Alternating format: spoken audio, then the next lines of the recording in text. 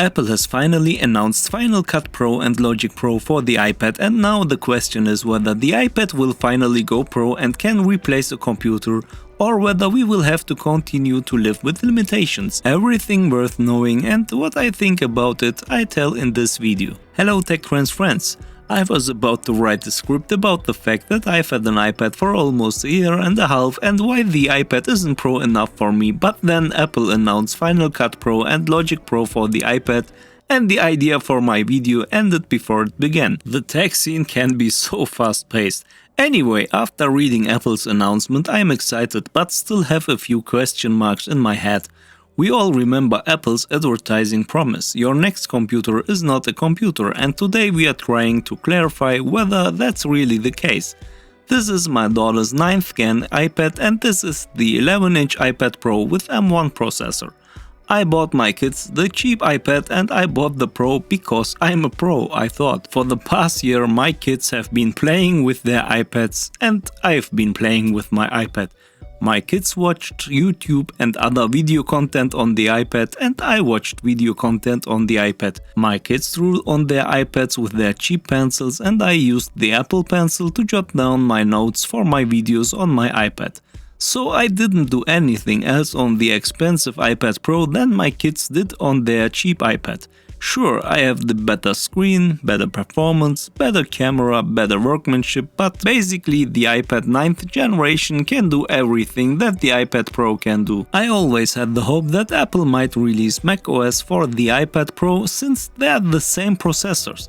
But it's obvious that Apple has no interest in bringing macOS to iPads. Therefore one hoped at least for Pro apps for the iPad. DaVinci Resolve was the first to appear, but since I use Final Cut Pro it wasn't interesting to me but still gave me hope for more. And now the time has come. But let's create a brief overview of what we know.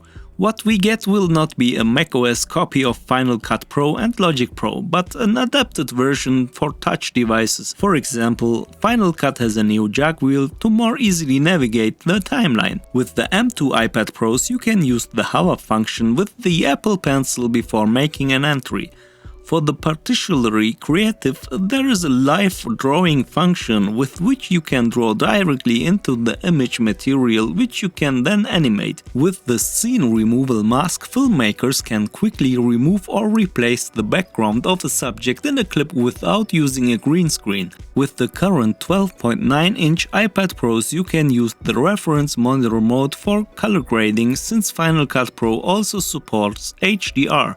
You can record videos directly in Final Cut with the iPad Pro camera in portrait or landscape mode and then edit them. Let's get to Logic. Since I like to compose my YouTube music myself, this is also particularly interesting for me. What catches the eye are of course touch properties such as the piano or the processing of automations with the Apple Pencil. It all seems very well thought out.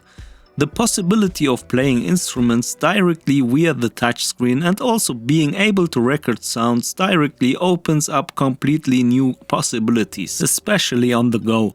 I would be very happy about a like and a subscription to push the algorithm and not to miss any more videos in the future. Now where the Pro apps were announced, the question naturally arises as to whether Apple's advertising promise will be kept or whether the computer will continue to be indispensable. Of course you have to wait and see what the programs on the iPad are good for, but there are still some unanswered questions for me.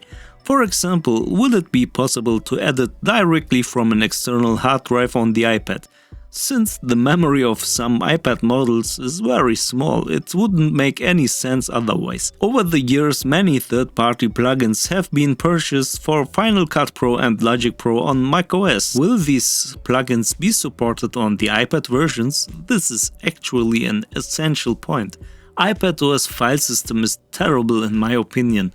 Will this be renewed or simplified? Let's go to the price. The apps will not be offered as a one-off purchase, but as a subscription model for $5 a month or $50 a year. To be honest, I personally don't see myself cutting videos on the iPad, but things are a bit different with Logic. If the third-party plugin support is going to be good, it could definitely be going a game changer for musicians. But what is your opinion on this? Will you use these apps? Do you you think you can now replace a computer with an iPad?